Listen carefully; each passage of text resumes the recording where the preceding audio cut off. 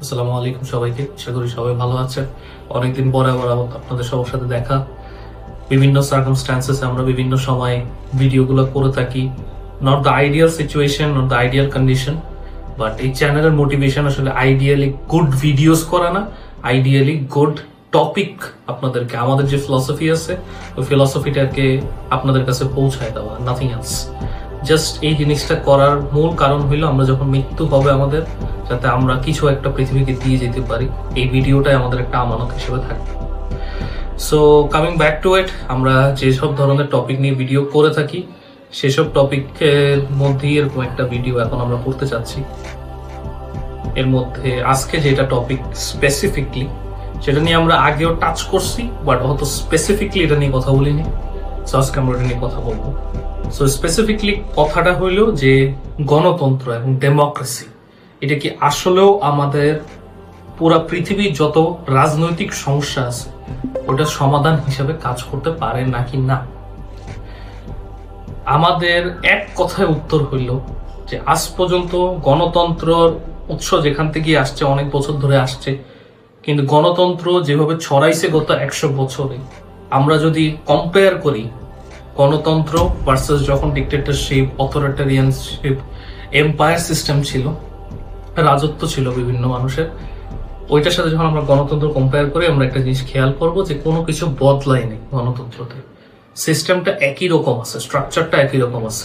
Just আমরা নামে বলি যে মানুষের একটা স্টেক আছে, মানুষের কোনো স্টেক অ্যাকচুয়ালি নাই। পাবলিক প্রেশার আছে, পাবলিকের প্রেশার অলওয়েজ থাকে, no matter the situation, no matter the empire. আপনারা যদি মনে করে থাকেন যে বড় বড় এম্পায়ারের টাইমে এম্পায়াররা পাবলিক প্রেশার ফিল করতো না, এটা ভুল কথা, অলওয়েজই ফিল করে। এখনো যারা ডিক্টেটরশিপ মেনটেন করে বা ডিক্টেটোরিয়াল রেজিমস আছে, অথরিটারিয়ান রেজিমস আছে, কিংবা কিংডম গুলো আছে, সৌদি আরব হোক, দুবাই হোক, and so on so for, তাদেরও একটা পাবলিক প্রেশার অলওয়েজ থাকে, আর সব চাইলে দমাই ফেলতে পারে না। সো এটা বেসিক্যালি একটা স্ট্রাকচার। ইউএসএ তে আপনি বলেন পাবলিক কি ডিসিশন মেকার? নো। আপনি পৃথিবীর যে কোনো জায়গায় বলেন পাবলিক কি ডিসিশন মেকার? ইউরোপের বলেন, যারা বাগা বাগা ডেমোক্রেসি, বড় বড় ডেমোক্রেসি, যারা নিজেদেরকে ডেমোক্রেসির কারণে চ্যাম্পিয়ন মনে করে, তাদের কথা বলতেছে। ইন্ডিয়ার কথা মনে করেন। আপনাদের কি অ্যাকচুয়ালি মনে হয় যে পাবলিক ওপিনিয়ন বা পাবলিকের বেটারমেন্টের জন্য কাজ করা হয়? নো, পাবলিকের বেটারমেন্টের জন্য কাজ করা হয় না। একটা এক্সাম্পল আপনাকে দিই। ফর এক্সাম্পল বিহারে রিসেন্টলি ইলেকশন হয়েছে, আপনারা জানেন, all that sort of staff হয়েছে। বিহারের এলিট পলিটিশিয়ানদের ফ্যামিলি দেখেন আর বিহারের কমন পিপল দেখেন, তাহলে আপনারা বুঝে যাবেন যে বিহারের মানুষরা কিভাবে থাকতেছে।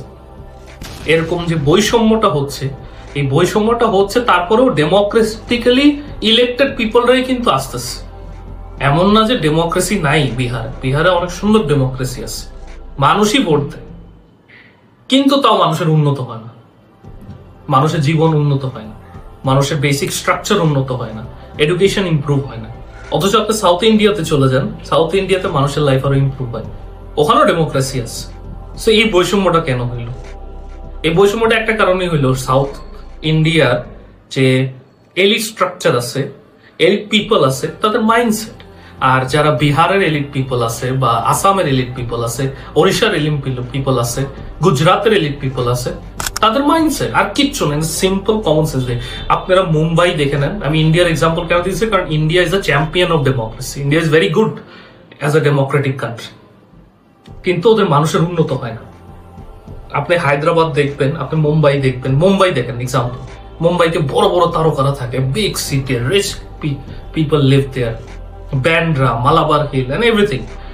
অথচ ওই ইন্ডিয়ার ওই মহারাষ্ট্র, মুম্বাইয়ের ওই মহারাষ্ট্রেরই অন্য জায়গায় যান আপনি, তখন আপনি জিনিসটা দেখতে পারবেন গরিবে ভর্তি। এটা কেমনে সম্ভব? মানে আপনারা চিন্তা করে দেখেন এই জিনিসটা না। কলকাতাতে দেখেন, কলকাতার এলিট ক্লাস, গাঙ্গুলি, মমতা ব্যানার্জি, ও মাই গড, দে আর বিগ পিপল, তাদেরকে ছোঁয়াও যায় না। আর কমন পিপল, বৈষম্যটা আই হোপ বুঝাইতে পারছি। বাংলাদেশে এতটা বৈষম্য নাই, এই জন্য আমরা বুঝি না। বাংলাদেশে যে বৈষম্যটা, ওই বৈষম্যটা ইন্ডিয়ার তুলনায় অনেক কম। ইন্ডিয়াতে তো পূজার একটা কালচার আছে, আমাদের দেশে ওরকম পূজার কালচার নেই, আলহামদুলিল্লাহ সুম্মা আলহামদুলিল্লাহ। আমরা রাজনৈতিক ভাবে অনেক সচেতন একটা জাতি, আল্লাহর তরফ থেকে, এটা আল্লাহর তরফ থেকে গিফট। ঠিক আছে, যেটা বাংলাদেশ বলি আমরা যে জায়গাটাকে, সেটা ঠিক আছে। সুলতানি বাংলাও এরা রুল করতো এবং সবকিছু হইল। সো ডেমোক্রেসির ফেইলিয়ারটা আপনারা জিনিসটা বুঝতে পারলেন। এখানে মেইন কারণ একটা হইল public is by nature foolish, বোকা। আল্লাহ তাআলা কোরআন শরীফে ওই কথাটা বারবার বলে দিছে। আল কোরআনে এই কথাটা খুব ক্লিয়ারলি বলা আছে যে মানুষ তো বোকা। মানুষ যদি বোকা না হইতো, মানুষ এই স্ট্রাকচারটা কোনোদিন আনতেই দিত। মানুষ ইনেটলি বোকা বলেই মানুষ বারবার ওই স্টুপিডদেরকে ভোট দেয় এবং নিজেদের ওই অবস্থায় থাকে যে অবস্থায় তারা সবসময় ছিল। এটা সব জায়গায় সেম। ইউএসএ তে মানুষের লাইফস্টাইল কি বেটার? ইউএসএ তে বৈষম্যটা দেখেন যে কত বড় বৈষম্য। ইউরোপে যান আপনি ইউ নেম ইট, আপনি যে কোনো বড় জায়গায় যান। ইউরোপে, ইংল্যান্ডে অনেক বড় বৈষম্য আছে। ইউরোপে বৈষম্য কম, কারণ মানুষ কম। দুবাইতে অথরিটেরিয়ান সিস্টেম, মানুষের সেফটি অনেক বেশি, কিন্তু ওরা খুবই খারাপ লোক, কারণ ওরা মানে অবভিয়াসলি ডিজায়ার্স নিয়ে থাকে, থাকে, কোনো মানে বড় চিন্তা নাই। ছোটখাটো মানুষ ছোটখাটো জিনিস নিয়ে আসছে পৃথিবীতে, ছোটখাটো জিনিস নিয়ে মরে যাবে, এই টাকা পয়সা নিয়েই সারা জীবন থাকবে, মানসিকভাবে রোগী ওরা। কিন্তু তারপরেও মানুষের সেফটি, নিজের মানুষের সেফটি দুবাইতে অনেক বেশি, সৌদিতে অনেক বেশি। সো ওরা তো অথরিটেরিয়ান বেশি। সো তাহলে তো ফাংশন করতেছে না জিনিসটা। কেন ফাংশন করতেছে না? ডেমোক্রেসি ফাংশন কেন করতেছে না? এর মূল কারণ হলো মানুষ ইনেটলি অনেক স্টুপিড। মানুষের পক্ষে সম্ভব না নিজের ভালো মন্দ বুঝা, কোনোভাবেই সম্ভব না। আপনারা দেখেন, India is a classic example. India is a classic example যে মানুষ কোনোভাবেই এই সিদ্ধান্ত নিতে পারে না যে কিভাবে তারা বেটার থাকতে পারবে, তাদের জন্য যেটা ভালো হবে। জাস্টিস মানুষের পক্ষে জাজ করা পসিবল যে আমার সাথে জাস্টিস কি হবে, কারণ মানুষ নিজেকে সৃষ্টি করে। তাহলে কোনটা মানুষের জন্য বেটার, কিভাবে বেটার হবে, সেটা নিয়ে আমরা ইনশাল্লাহ পরে কথা বলবো। আসসালামু আলাইকুম।